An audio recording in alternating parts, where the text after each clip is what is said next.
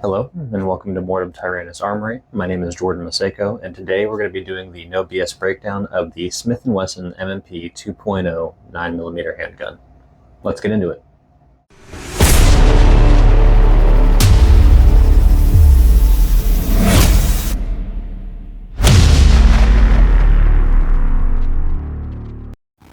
First thing we want to do is we want to make sure that the firearm is unloaded. We want to be safe. So we're going to push down on the mag release. We're going to empty the magazine. I only had one for, showing purposes. We're going to push back on the slide while pushing forward on the pistol grip, while simultaneously pushing up on the slide stop so it locks in this little notch here. See? We're going to inspect the weapon, make sure it is unloaded, there is nothing inside. And step one is complete.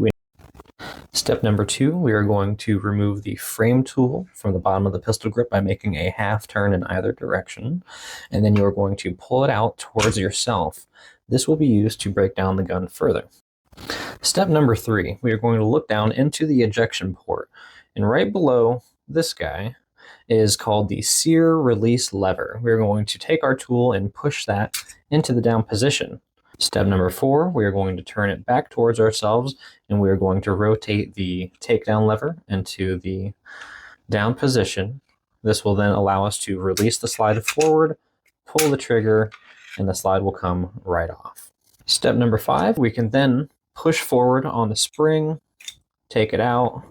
We will then push forward on the barrel, lifting it up as we pull it back, and that will come out as well, and this will allow us to clean off anything that we need to clean off as far as carbon buildup is concerned. It'll allow us to clean the barrel very easily.